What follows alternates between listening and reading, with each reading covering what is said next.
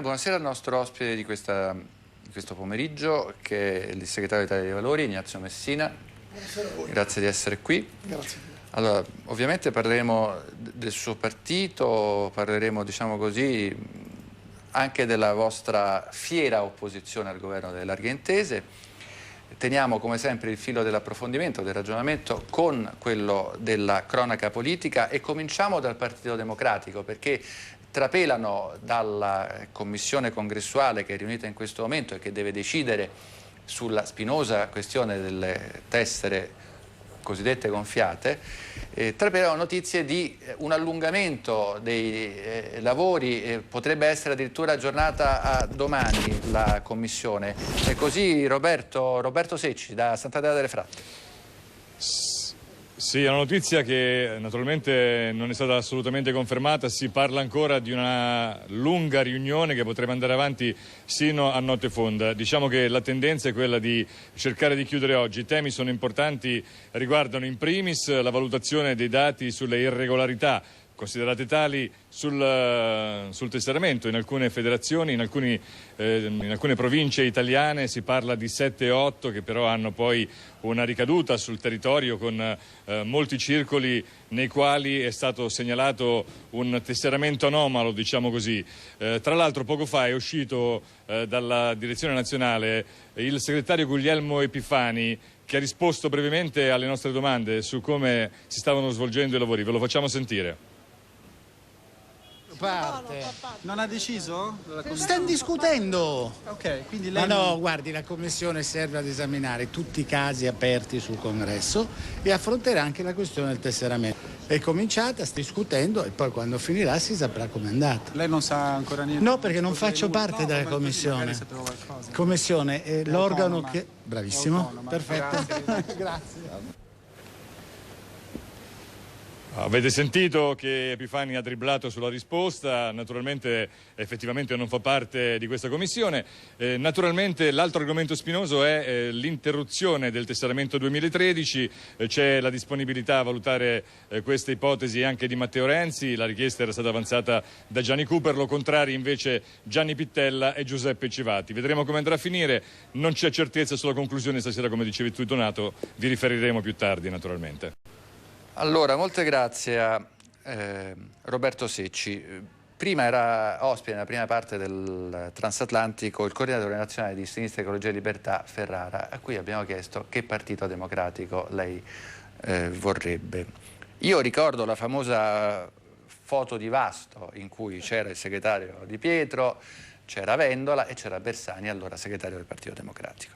Io chiedo anche a lei, che tipo di feeling sentite oggi con il Partito Democratico e cosa invece vi allontana, se qualcosa vi allontana in modo profondo o addirittura definitivo? No, sicuramente ci avvicinano delle tematiche che noi riteniamo debbano essere le tematiche di governo del centro-sinistra, ci allontanano le larghe intese. Noi vogliamo lavorare insieme al Partito Democratico, al quale riconosciamo ovviamente un ruolo nel centro-sinistra italiano, di costruire un centro-sinistra che sia diverso dalle larghe intese, anche perché non hanno portato obiettivamente a nulla di buono a partire dalle larghe intese di Monti, e che sia alternativo al centrodestra. Come vedete non riusciamo ad andare avanti in Italia proprio per questo, perché mettere insieme culture diverse, quelle del centrodestra e quelle del centrosinistra, non ci fa adottare soluzioni. A partire da tutte le questioni importanti, il lavoro, la tutela delle fasce sociali più deboli, è chiaro che due parti che la pensano in maniera opposta non riescono ad andare avanti. Si parla in questi giorni di legge di stabilità. Io parlerei di legge di immobilità, nel senso che all'interno di questa legge, con 3.000 emendamenti presentati, in realtà non c'è niente per mettere in moto la macchina Italia, cioè l'economia, e soprattutto puntando alle fasce sociali più deboli. Quindi quello che vogliamo fare e quello che pensiamo è che ci sia un Partito Democratico che insieme a noi, insieme alle altre forze politiche del centro-sinistra, alle associazioni, a chi sta sul territorio, voglia costruire veramente un governo di questo tipo. Allora, voi oggi, Messina, siete tornati sul tema del lavoro, priorità assoluta, non siete i soli a pensarlo ovviamente, anche declinata come l'alternativa più seria appunto al governo delle larghe intese, che a voi proprio non piace.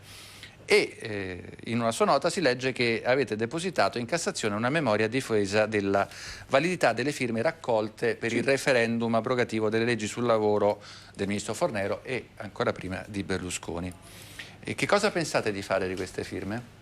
Le firme sono state depositate, abbiamo presentato anche la memoria in Cassazione, ecco, sono il senso della memoria. 1.200.000 firme. Ecco, quale risultato politico volete ottenere? Vogliamo ottenere il risultato politico sostanzialmente di non vanificare 1.200.000 firme presentate per ripristinare quello che era un articolo per noi determinante, al contrario una riforma Fornero da eliminare perché non ha messo in moto sicuramente l'economia italiana, perché non era quello, il tema non era eliminare i diritti dei lavoratori per avviare le imprese, ma al contrario dare le risorse alle imprese, alle piccole e medie italiane per poter mettere in moto la macchina. Questo era il tema e quindi in Cassazione la memoria questo vuole essere. Riteniamo anche che la Cassazione possa verificare che in realtà indipendentemente dai termini previsti dalle varie leggi si possano non vanificare queste firme e quindi consentire quello che è un referendum e che i cittadini italiani possano pronunziarsi, anche perché la priorità lavoro, noi abbiamo fatto un progetto, abbiamo presentato il progetto Sblocca Lavoro, è una manovra finanziaria dove non parliamo soltanto delle cose da fare, ma anche delle risorse economiche, perché nel nostro paese quello che abbiamo detto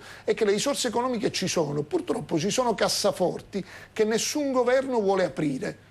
E questo è il dramma vero e non si capisce perché questo non faccia notizie. Mi riferisco all'evasione fiscale, sono 120 miliardi di euro l'anno che incide sulla nostra economia, alla corruzione, si sa dove si annida e incide 60 miliardi di euro l'anno, e aggiungo anche la possibilità di vendere gli 80 miliardi di euro di beni confiscati alla mafia. Questo pochi lo sanno, c'è un patrimonio confiscato alla mafia, è fatto da industrie, sono 1700, 5.000 appartamenti nelle migliori città italiane, grandi alberghi di lusso. Bene, perché non debbono essere venduti per far cassa? Avremmo potuto evitare per esempio l'aumento dell'IVA e ancora oggi quando sento dire si discute se non far pagare o meno l'IMU, 2 miliardi e 6 difficili da trovare, dice Saccomanni, nonostante le rassicurazioni del Presidente del Consiglio. All'interno del Fondo Unico Giustizia ci sono depositati 2 miliardi di euro confiscati alla mafia in titoli di Stato. Ma perché non si vendono? Anziché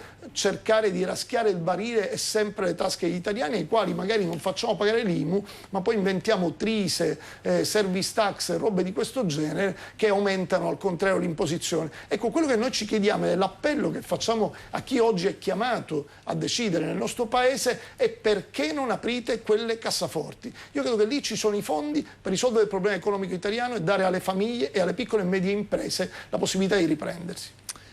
Allora, a proposito della battuta sulle balls of steel, sulle cosiddette palle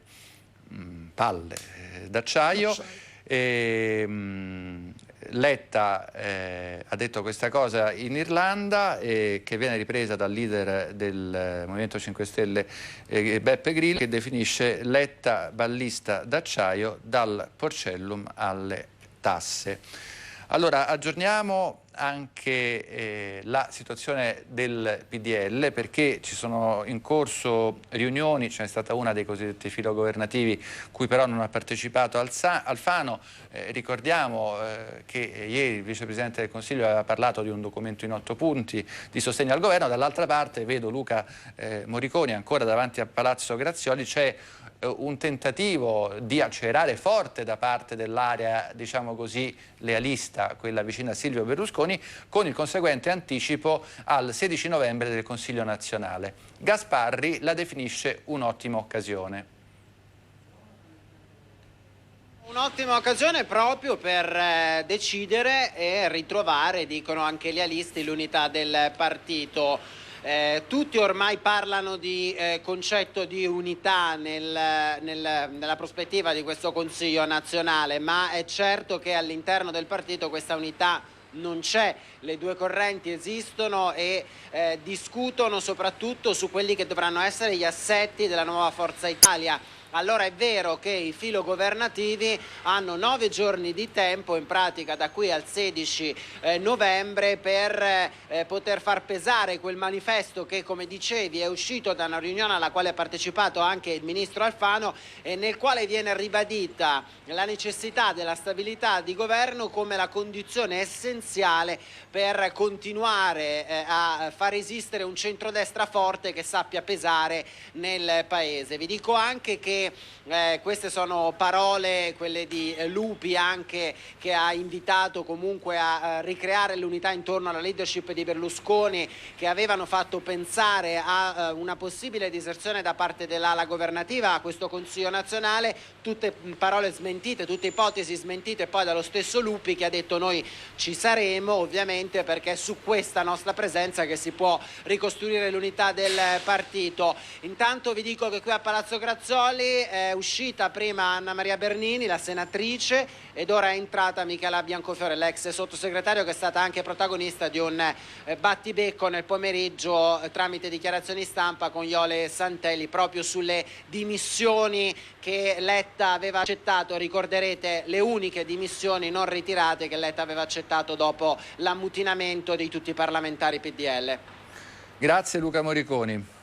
Allora, intanto vi do cenno di una lettera del segretario del Partito Democratico Epifani ai sostenitori, agli iscritti e ai simpatizzanti del PD, che parla delle primarie, le definisce aperte, prende il via il percorso che ci porterà all'8 dicembre, scrive Epifani, quando iscritti e elettori del PD potranno votare per scegliere il segretario nazionale e la nuova Assemblea Nazionale del Partito Democratico. In quel giorno tutti potremmo lasciare il nostro segno per decidere il futuro del PD e, possiamo dirlo, dell'Italia. Allora, Messina, abbiamo 1 minuto e mezzo ancora. Io vi chiedo, a questo punto, voi dove vi collocate, dove vi ponete? Sa, uno dei grandi drammi della politica italiana, pensiamo alle coalizioni fatte da tantissimi partiti, l'Ulivo, poi l'Unione ad esempio, è stato quello della frammentazione, no?